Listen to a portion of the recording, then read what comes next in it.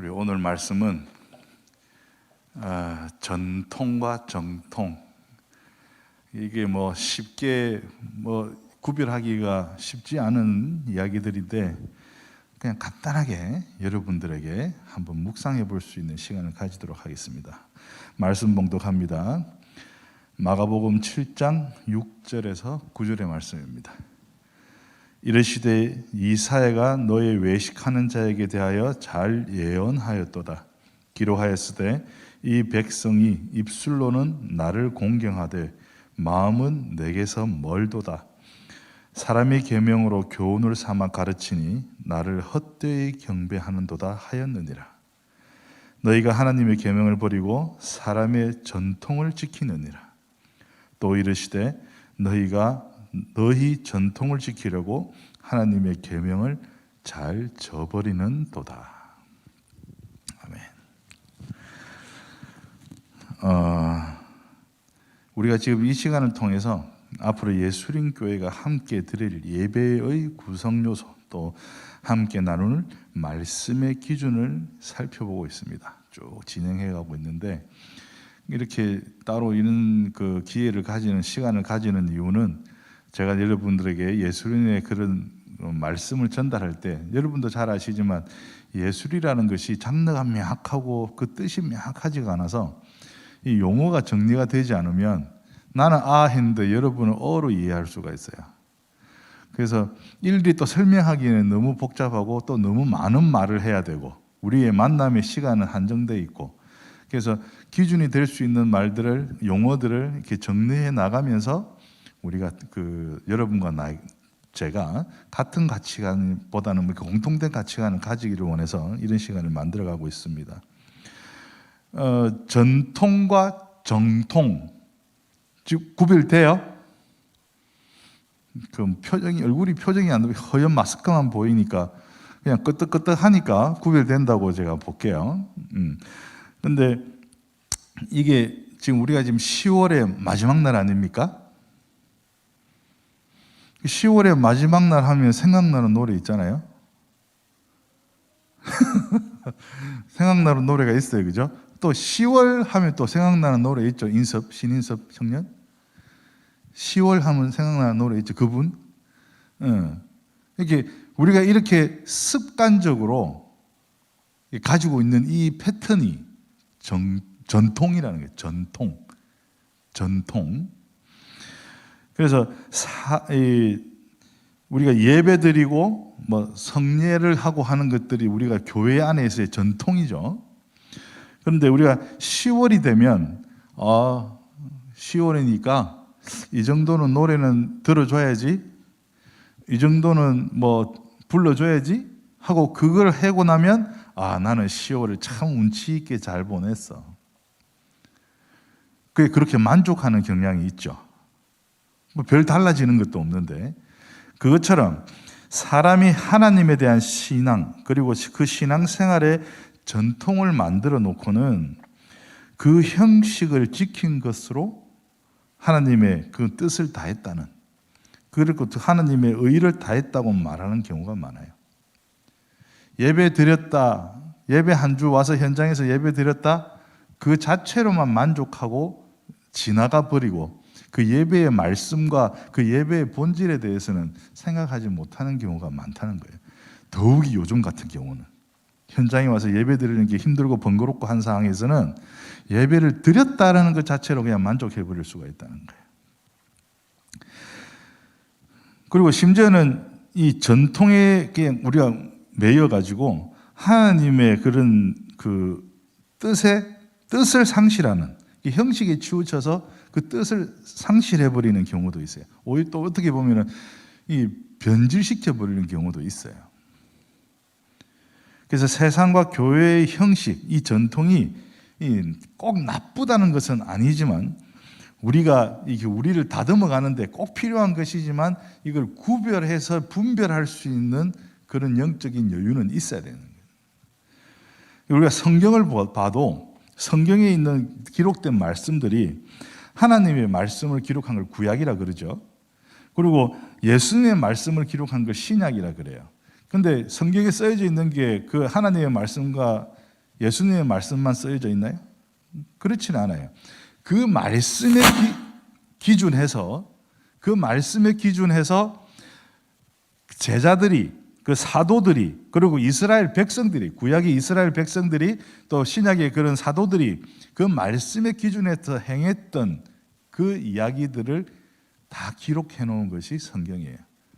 그래서 어떻게 보면 하나님의 말씀, 예수 그리스도의 말씀은 정통이라고 이야기할 수 있고, 그 제자들이 세워가며 따르고 간 것들이, 또 이스라엘 백성들이 세워가고 따르고 간 것들이 전통이라고 이야기할 수 있겠죠. 그래서 전통이라고 해서 다 나쁜 것만은 아니다라는 것이죠. 그래서 구별을 할 줄 알아야 돼요. 그래서 오늘 본문에서 사람의 계명 이러면 전통을 이야기하고 있고, 우리 세상의 전통을 이야기하고 있고, 하나님의 계명 이러면 진리, 그 복음의 진리를 이야기하는 것이죠. 그래서 첫 번째로 우리가 사람의 계명을 살펴보면 6절, 7절 말씀 띄워주세요. 제가 풀이해서 읽겠습니다. 예수께서 그들에게 대답하셨다. 이사야가 너희 같은 위선자들을 두고 적절히 예언하셨다. 이렇게 기록되어 있다. 이 백성은 입술로는 나를 공경해도 마음은 내게서 멀리 떠나 있다. 7절입니다. 그들은 사람의 훈계를 교리로 가르치며 나를 헛되이 예배한다. 그래서 아까도 말씀드렸지만 전통은 어떤 집단이나 공동체에서 과거로부터 이어내려오는 바람직한 사상이나 관습, 행동 따위가 계통을 이루어 현재까지 전해진 것이라고 국어사전에 나와 있어요. 진리는 아니다는 이야기죠. 그리고 이 전통의 강한 형태가 법이에요, 법. 국가의 법, 우리 또 교회 어떤 단체의 법 이런 것들이 있는데, 이 법이라는 것은 좀 강제력을 가지면 전통이라 안 그러고 법이라고 그래요. 그래서 강제력을 가진 사회 규범을 보고 법이라고 그래요. 근데 이런 전통이나 법이 세상에 있는 있는 전통이나 법이 사람에서부터 시작되면 이걸 보고 문화라 그러는 거예요.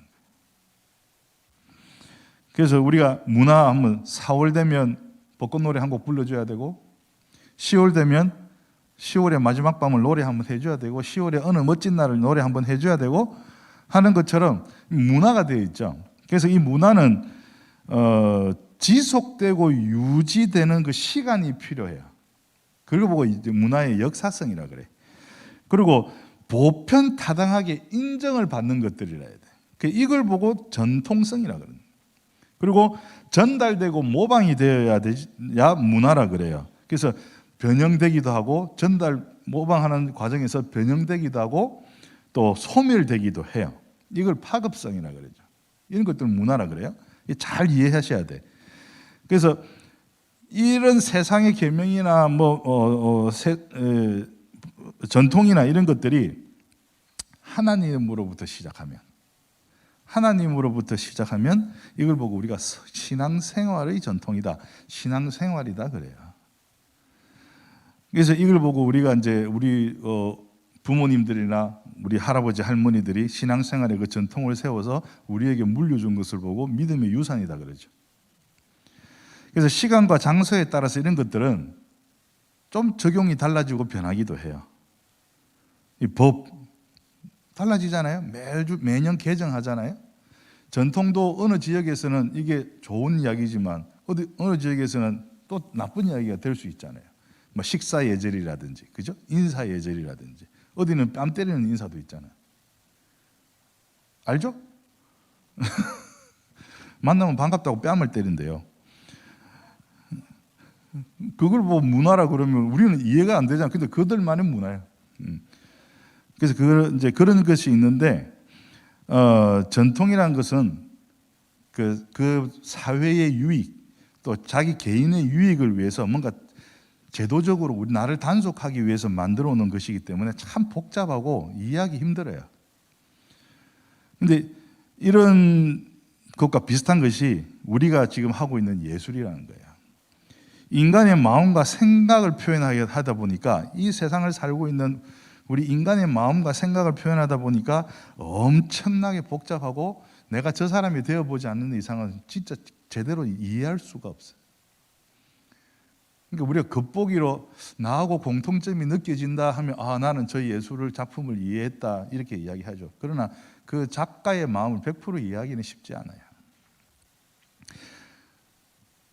이 찬양이라는 것, 예술에 비교해서 이 찬양이라는 것은 하나님을 대상으로 하는 기쁨과 감사가 전제되어 있기 때문에 이 예술이라는 것과는 달리 아주 간단하고 쉽고 편하게 이해가 되어져야 합니다. 그래서 찬양한답시고 노래를 하는데 복잡하게 부르지 마. 복잡한 나의 감정을 찬양 속에 감정이입을 해가지고 찬양을 어렵게 만들지 말자는 거예요. 그래서 찬양하느라고 노래하느라고 이 노래 부르기가 바빠서 그 가사를 놓쳐버리면 이게 온전한 찬양이 되겠냐는 거죠.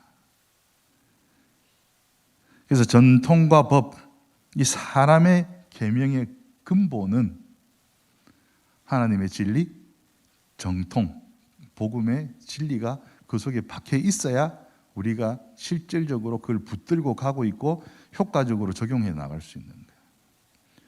그럼 하나님의 계명은 무엇이냐? 8절 9절 말씀 봅니다. 너희는 하나님의 계명을 버리고 사람의 전통을 지키고 있다. 또 그들에게 말씀하셨다. 너희는 너희의 전통을 지키려고 하나님의 계명을 잘도 저버린다. 정통이라는 말을 사전에서 찾아보면 바른 계통 이렇게 이야기되어 있어요. 그래서 이제 정통과 이단, 여러분 좀 이해가 좀 잘 되죠? 정통이라는 것은 변하지 않는 진리를 기반으로 합니다. 우리가 사회적으로 만들어 놓은 법, 시와 때와 장소에 따라서 뭔가 이렇게 변화가 생기죠, 그죠?